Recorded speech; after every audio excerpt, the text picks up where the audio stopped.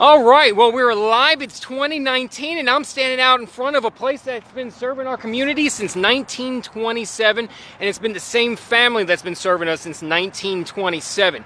And, well, if you're not aware of this place, well, it's right here behind me, and, well, it has a very iconic sign, too, Home of the Muffy, and we're going to talk a little bit about that in a second. Well, hey, let's just really get on in here and sit down with the owner. Second generation. It's quite impressive.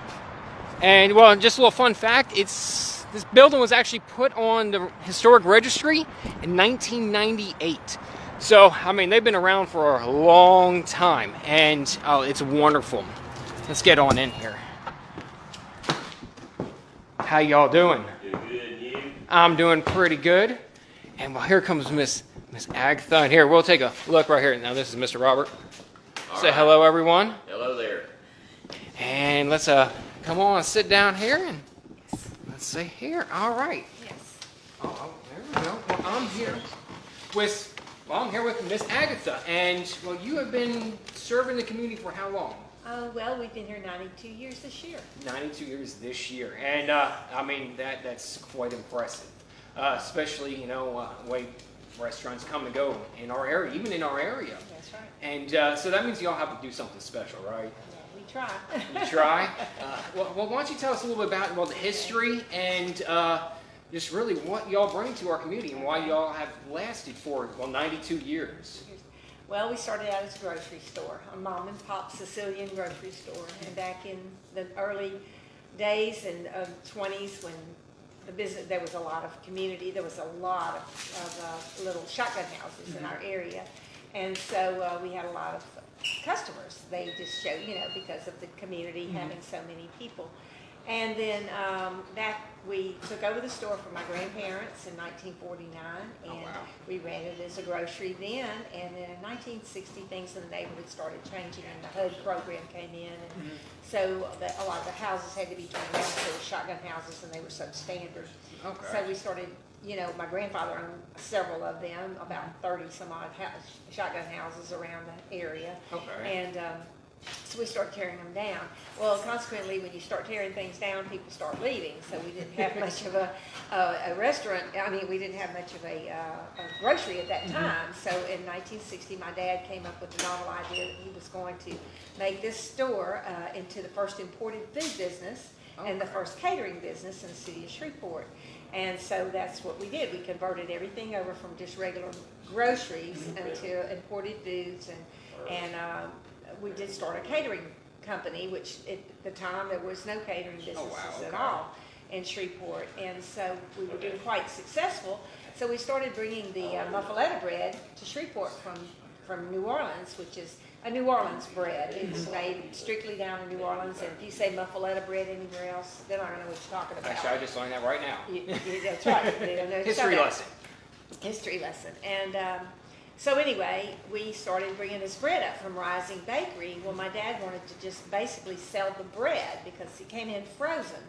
And he thought, well, this would be a novel thing to bring into Shreveport. It was this muffaletta bread. Well, one day my mom wasn't here, my dad was here by himself, and I was in school, my brothers were in school, and so he made him a sandwich, basically like the muffin that we have today, on that muffaletta bread. And we had a customer come in, and my dad offered him a little piece of the sandwich, and he said, try this bread, I'm going to start bringing it to Shreveport. Well, he took a bite, and of course it had the olive mix and a little bit of the cold cut meats and cheeses, basically like today. It was heated. So the gentleman said, Mr. Fertitta, this is delicious. You ought to make these muffalettas. And Daddy said, well, no, he said, I just want to sell the bread. Well, that night, this was in December of 1960, this gentleman went to a company Christmas party, which the business was, it was the United Gas, he remembers better than me, and he wasn't even here. But it was the United Gas building, which is now the state building. Okay. It's right at the top of the hill. So he went to a Christmas party, and he told all these people about this little place at Fairfield Hill that made these muffaletta sandwiches. Well, this was on a Friday night. Well, on Monday morning, we had 15, 20 people show up, and they wanted a muffaletta. And Daddy said, well, I don't make muffalettas. They said, oh yeah, Mr. So-and-so said he had a piece of your sandwich on that Friday and we want muffaletta. Well, they didn't want to leave until they got a sandwich. Oh, so wow. my mom said, well, how are we going to make these sandwiches? So my dad had a little oven in the back because we live here. So he just went and started making sandwiches. Well, it just grew and it grew and it grew. And every day more people would come. Well, at the time, we didn't have anywhere to sit. And so we lived here, so my mom went upstairs and got these little TV trays that a lot of people don't even know what a TV tray is, but you set your food in front of the TV and you eat. Yeah, I grew up on those. Grew up on those. Okay, so all right, so she started bringing those downstairs so people could sit around and eat, and folding chairs. And then as it progressed, my dad said, well, tell my mother, and said, we're in the sandwich business, whether we like it or not. So Daddy got this brilliant idea. He wanted to put a sign on top of the building, a neon sign that said Fertitta's Home of the Muffaletta. Well, the gentleman that he contacted to do all the neon, he told him, he said, well, this is what it's going to cost, Mr. Fertitta. And he said, my God, he said, I can't afford all that. And he said, well, neon costs money. And he said, well, I understand that. He said, but we got to shorten this thing. So he said, Fertitta's Home of the Muffy. So we shortened it to Muffy and we trademarked it. Well, we trademarked it in the state of Louisiana first because we couldn't afford national trademarking. In the state of Louisiana in 1961, you could trademark anything for $10. Oh, wow. And so that's what we did. And so we trademarked the name Muffy and also Pronto Pizza as one of our little trademark things that my dad came up with. So we had it trademarked in the state. So, wow, it was just going great. And we had the Home of the Muffy here, so it's our registered trademark. So we were just, doing quite well.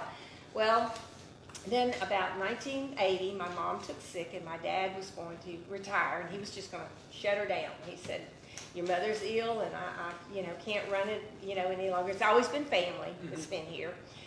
So consequently, my dad said, well, I'm going to close because my brothers didn't want it. And I was living in Massachusetts with my first husband and he died in 1989. But I told him, he was in the Air Force. And I said, Daddy, we can come back home. He can be stationed at Barksdale. And I said, we'll run the store. He said, no, you can't run the store because you're a woman. You're a female. Yeah. And I said, well, I said, give me an opportunity here. And Daddy was old school Sicilian. He said, no, you're married. You want to have a family. And I said, yeah, I can still do that. I mean, we did that here, basically you and Mother and had me and my brothers. And we were raised right here in the store. So my mom owned the building, and the name was just under my dad's name, but my mother owned the property. So my mother told him, said, I own that building. Said, if I want to give it to Agatha, I'll give it to Agatha. So he said, well, yes, ma'am. So consequently, that's what she did. I inherited the building, and then the business, of course, was here. And so basically what I did was January 1st, 1980, I just stepped into the business and just... That was that, And well, it's been history ever since. It's been history ever since. Now, your menu really hasn't changed, has it? No. We've added a few things since we get more and more people in that, they don't want the muffy because it's got the cold cut meats and all. So we went to a turkey. We do make a turkey, one that we call a gladiator. Then we make the roast beef, which is a centurion. Now that, my brother actually came up with that idea. It's roast beef and a mild horseradish sauce. I'll try one of these times. I always get the muffy. Yeah, I always get the muffy. That's what a lot of people do. They come here just for the muffy. Then we make the gondolier, which is a meatball. So we got a few varieties, but it's very limited. But it's still in that delicious bread. Still in that delicious bread. Well, now, just one question now. If you could tell anybody new that would be coming out here, what's one unique thing that you'd like to actually tell them? Well, there's several unique things. But one of the unique things is I was saying that we don't do, grub and I don't know all the names of them. Yeah, the waiter ones. Where they pick up food. I don't do that, and mainly I don't do that because I'm proud of my sandwich and I'm proud of what we do here, and I want people to, we do take out, but I prefer to make them up and have them come pick them up from me, and that way when they get that sandwich, they're going to get a good sandwich. Freshness guaranteed. It's guaranteed. Right. And so when you do those kind of things, there's nothing wrong with that. That's perfectly fine. And I know, of course, we're not open on weekends, so I know it's very convenient or at night.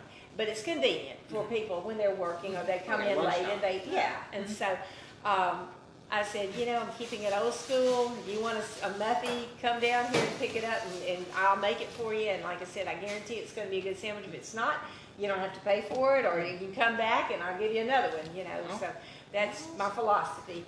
So that's the way I run, you know, that's just the way I run things. I'm old school. Well, hey, there's nothing wrong with that. I still use pen and paper, and I hate technology, so I know about being old school. I had a man in here yesterday that asked us if we could get him a typewriter tape.